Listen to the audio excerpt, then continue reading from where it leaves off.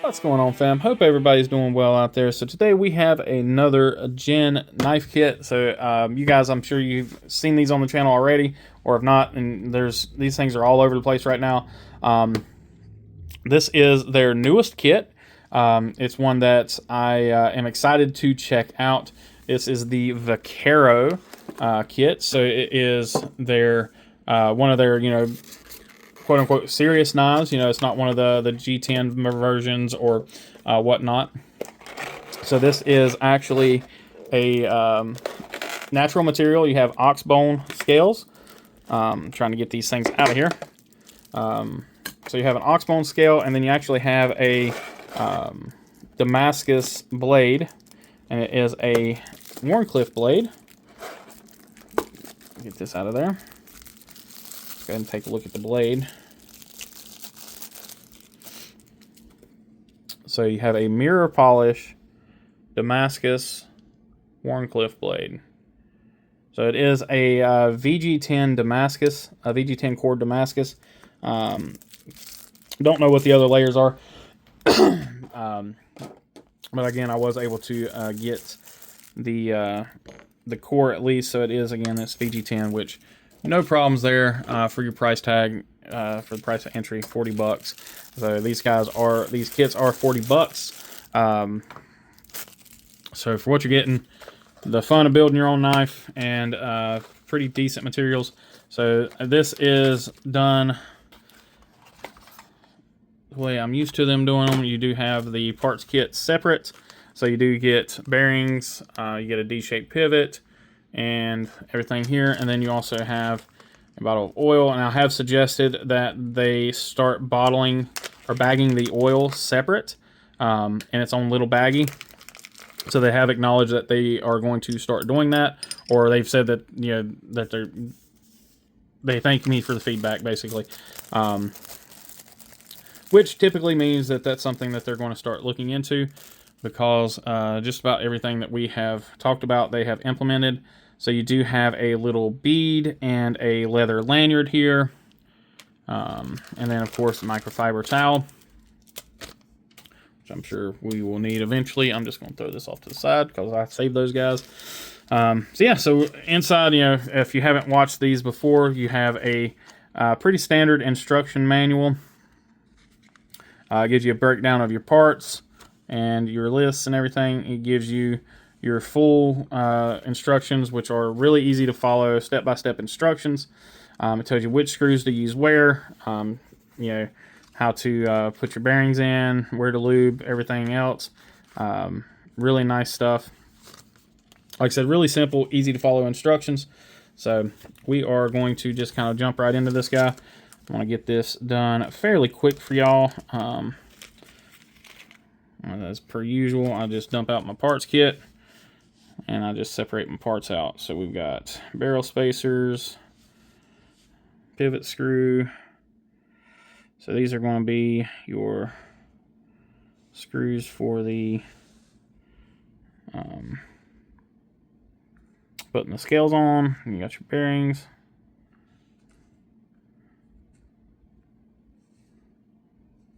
And you got your barrel spacer screws. Okay. Oh, I actually said that backwards. The big ones are going to be your scales for your scale screws. Excuse me. I'm getting tired here. It's been a long night.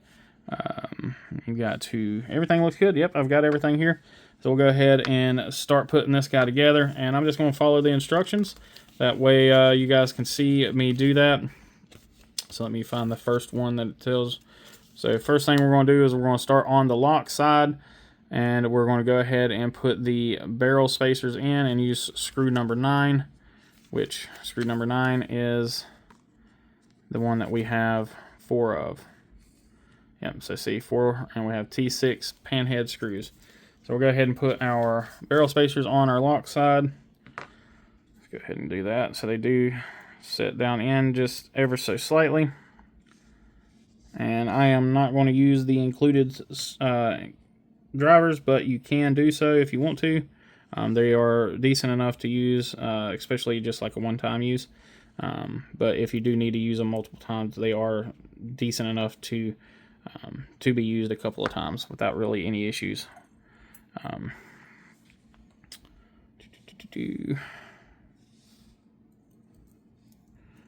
Get in there.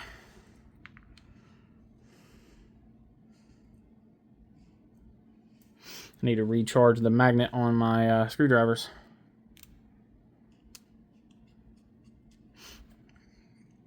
So if you haven't went and watched the Chubby video where I did the assembly with my kiddos on the little bee knife, it was a really fun video. I really enjoyed it quite immensely, getting to do that with those guys, and it seemed to be a pretty popular video as well. So if you guys haven't checked that out, definitely go do so. So now we're having to go ahead and put our scale on, and all this uses T6 screws.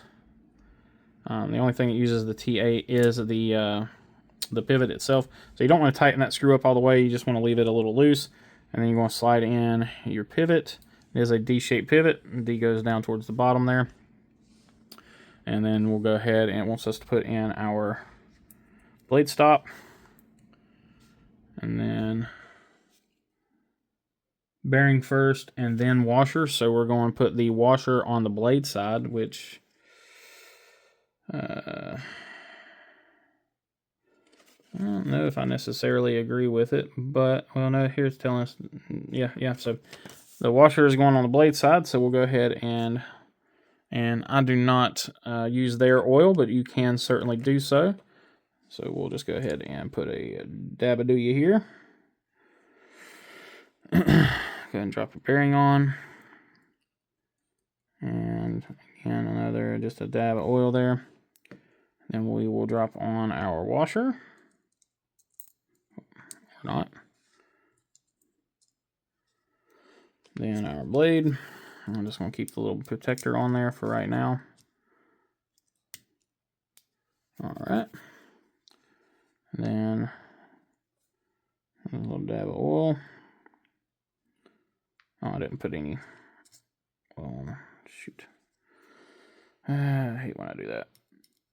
I don't think I'm putting oil on the back side of the blade here.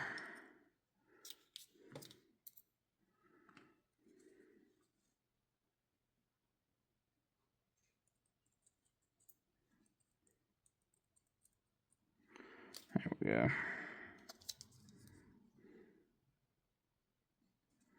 A bit of oil on the blade. A bit of oil on that washer there. That was already still had some oil there on there. Again, just a little bit of oil. And our washer. Just another drop or two of oil there. And then we will sandwich and keep on keeping on. Go ahead and get our stops lined up.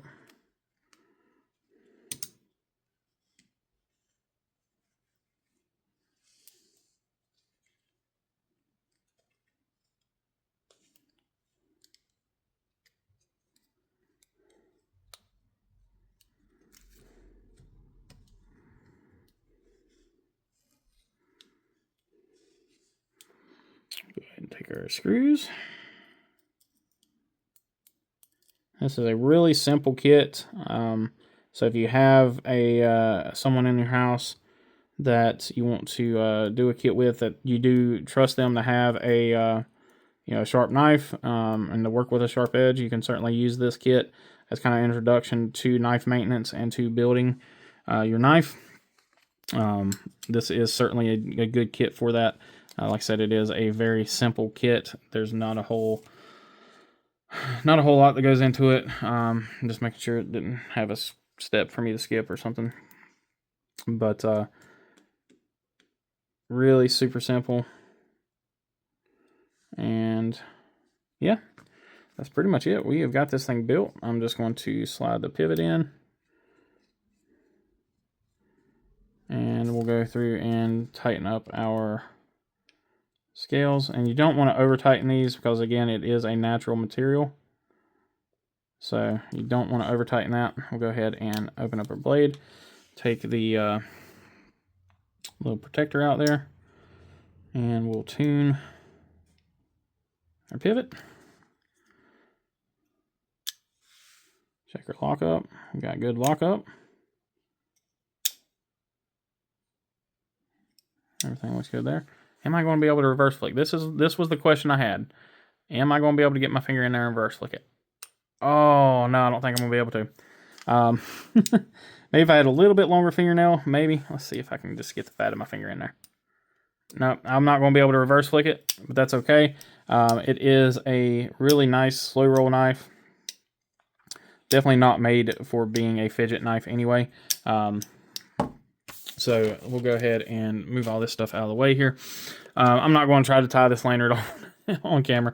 It's definitely not something I am good at. I don't think, does it give you instructions? Let's see, does it tell you how to tie the lanyard on? No, it just gives you the lanyard you can tie on there. That being said, cool little knife, and it definitely has a good action. So you can see that there, it drops shut really easily. I am going to probably tighten that just a hair, see if it'll... There we go, yeah. I don't like it being so guillotine-y, but that one, that's pretty good. Man, I do wish I could reverse flick. I think if I had it's just a slightly longer fingernail. Oh, nah. Somebody's going to be able to reverse flick this thing, but it's not going to be me. This is really cool. You know, we'll kind of zoom in here and take a look at it close up. So you can see it is a natural material. You do have a little bit of oil and stuff on it just from shipping. Let me go ahead and clean this thing off just so y'all can take a look at it really nice up close here. Again, you have the oxbone handles, really nice flush hardware. Everything looks good. Very nice lanyard hole, open pillar construction as we seen as we were building it. There's your backside access. Like I said, somebody's going to be able to get in there and reverse flick this thing. Plenty of access here for operating the knife. There is that mirror polished VG10 blade, VG10 Damascus. Really, really pretty blade. And it looks like we are looking at, looks to be a, yeah, I think it is. That's a convex grind. That's probably why these things are so damn sharp out of the box. Everyone I've ever had has been absolutely insanely sharp out of the box. That's probably why, because that is, I believe that's a convex. Yeah, that's definitely a convex grind. So they are sharpened with a belt kit or belt system in the factory. You do not have a sharpening choil at all, so that would be one nitpick, would be a sharpening choil. And the only other thing I would say for them to do, which I do want to show you this, so you do have a ton of access to the lock bar. So this is kind of what I was talking about here. So because you have so much lock bar access, like it's almost comical how much lock bar access you have. You could certainly mill that down a little bit more and give you some access to get your hand in here and do that reverse flick. So, I mean, you can see it's almost enough. They're just so close. So I may actually modify this and myself and do that, give myself that access. But, yeah, really great job there. Lockup is good. So it's kind of deceptive, but you can look down in there. And you can see you've got really good lockup. Lockup is more than good, and everything looks good on it. Like I said, I'm kind of always impressed with these little knife kits. It feels pretty good in the hand. It's a smaller knife, so I mean it's not huge or anything like that. So you can kind of choke up a little bit. No jimping or anything like that. This is meant to be just a pocket dropper. You know, maybe if you have a slip or something like that, or like I said, just a pocket dropper. Yeah, pretty cool blade. Let's take a look at, let's see if they continue their tradition of having extremely sharp knives right out of the box. It's insane. I'm telling you guys, I wish, like, zero effort. It's insane. So I'll go ahead and zoom in and show you guys here. Like, just push cutting this stuff. I'm trying to do it zoomed in and I can't hardly see it. So, I mean, it's just making curlies. And push cutting curlies, not draw cutting, push cutting curlies.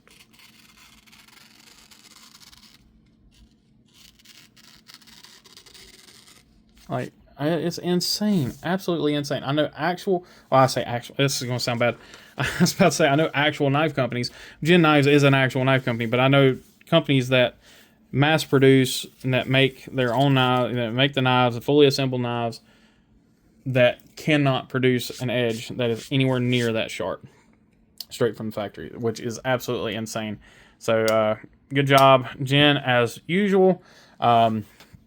If you guys haven't checked them out, do so. They have a whole bunch of different stuff. They've got technically 3 bladed knives, live blade knives.